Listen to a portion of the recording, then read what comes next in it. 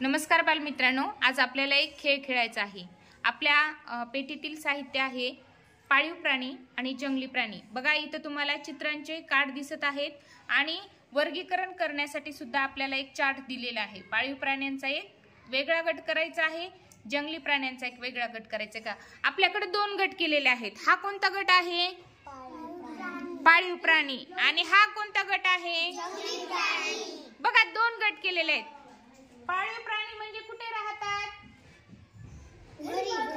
घरी पाळतात आपण, बरोबर आहे। आणि जंगली प्राणी कुठे राहतात? जंगलात। म्हणजे तुम्हाला माहित आहे, पाळीव प्राणी म्हटलं की घरी राहतात, मग ते वेगळा गट होणार आहे। आणि जंगली प्राणी म्हणजे जंगलात राहणारे प्राणी।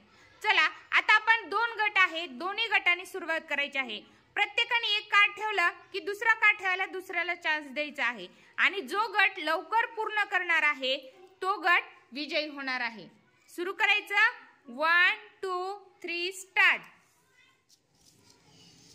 एका जणांनी एकच कार्ड घ्यायचा आहे।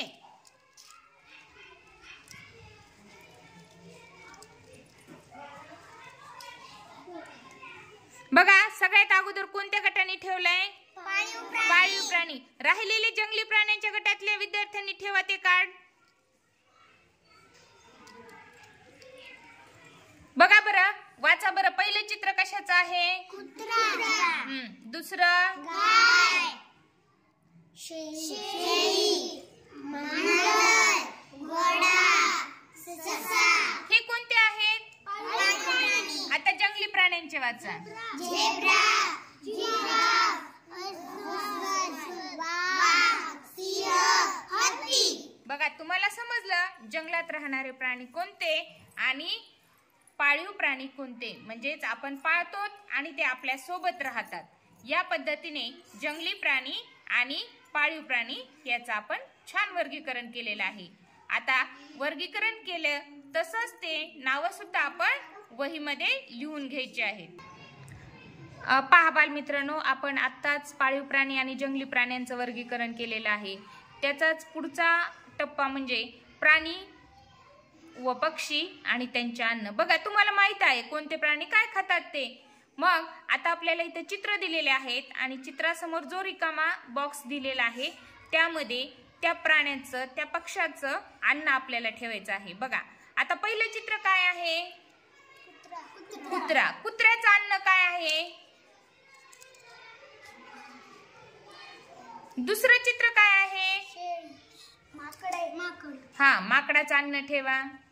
हा, त्याच्या पुढचं चित्र गाय। हा, त्याच्यानंतर बघा शेळीचं अन्न ठेवा, वाघ,